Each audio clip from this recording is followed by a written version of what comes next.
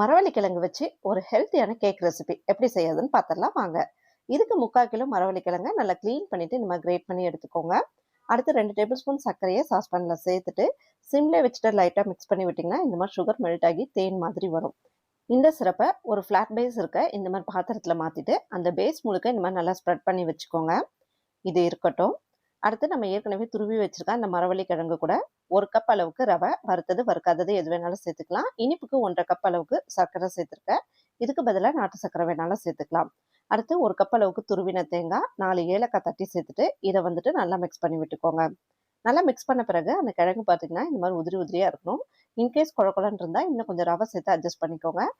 நல்லா மிக்ஸ் ஆனதும் ஏற்கனவே நம்ம ரெடி பண்ணி வச்சிருக்க அந்த பாத்திரத்தில் இந்த மரவள்ளிக்கிழங்கை இந்த மாதிரி நல்லா ஸ்ப்ரெட் பண்ணி வச்சுக்கோங்க.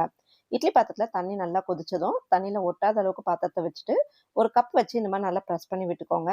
இதுக்கு மேலே 1 டீஸ்பூன் அளவுக்கு நெய் சேர்த்துட்டு நல்லா ஸ்ப்ரெட் பண்ணி விட்டுருங்க. வேகும்போது தண்ணி படாமல் இருக்கிறதுக்கு ஒரு தட்டு போட்டு மூடி வச்சுட்டு அதுக்கு மேலே இட்லி பாத்திரம் மூடி வச்சு மூடி வச்சுடுங்க. 15லேருந்து 20 நிமிஷம் கழிச்சு ஓப்பன் பண்ணி பார்த்தீங்கன்னா நல்லா வெந்திருக்கும். வெந்துருச்சான்னு செக் பண்ணுறதுக்கு ஒரு கத்தி விட்டு குத்தி பார்த்தீங்கன்னா ஒட்டாமல் வரணும். அவ்வளவுதாங்க, ரொம்ப சூப்பராக வெந்துருச்சு.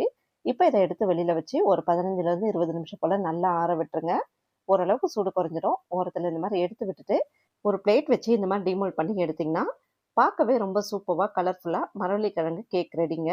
பசங்களுக்கு செஞ்சு கொடுத்தீங்கன்னா ரொம்ப விரும்பி சாப்பிடுவாங்க. இதோட டீட்டெயில் ரெசிபி நம்ம யூடியூப் சேனலில் இருக்குது, செக் பண்ணி பாருங்கள்.